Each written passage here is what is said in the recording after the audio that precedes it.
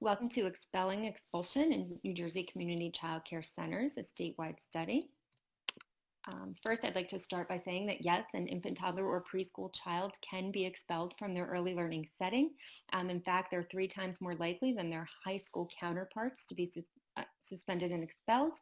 In 2017, 50,000 children were suspended and 17,000 preschoolers were expelled nationwide. A lot of people think that because they're so young, it doesn't really matter, but this is not the case. Early expulsions and suspensions can lead to future academic failure, school retention, school dropout, and potentially incarceration.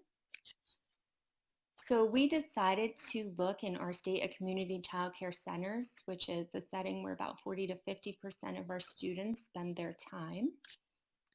We found a list of approximately 3,000 programs in the state providing services to young children. We were able to reach out via email to 2,323 of them. We got 528 responses, and out of that, 360 of those surveys were fully able to be used. We had representation from 20 of the state's 21 counties. And in a nutshell, what we found is that children are being suspended and expelled at alarming rates from our community child care centers. Approximately 1/3 of programs reported suspending and expelling students in the past year. There was a total of 196 students expelled and 199 suspended. And the most common reason for both suspension and expulsion from these settings was that the children were hurting others.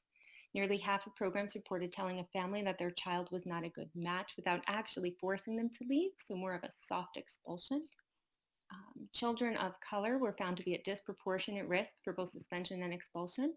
So Black and African American students were approximately 3 times higher to be both suspended and expelled, while Hispanic and Latino children were twice as likely to be expelled. Most interestingly, program quality did not seem to impact expulsion and suspension rates. So there was no relationship between accreditation status, director education level, and expulsion or child-teacher ratio and expulsion. Surprisingly, states who were participating in our state's quality rating improvement system were significantly more likely to expel a child. There were some limitations in our study as we did not have full access to all programs in the state. But this is definitely a problem for us, and hopefully we can continue looking more deeply at what's happening so we can begin to address this issue. If you have any questions or want to discuss this further, I hope that you can reach out to me. Thanks for taking the time to listen today.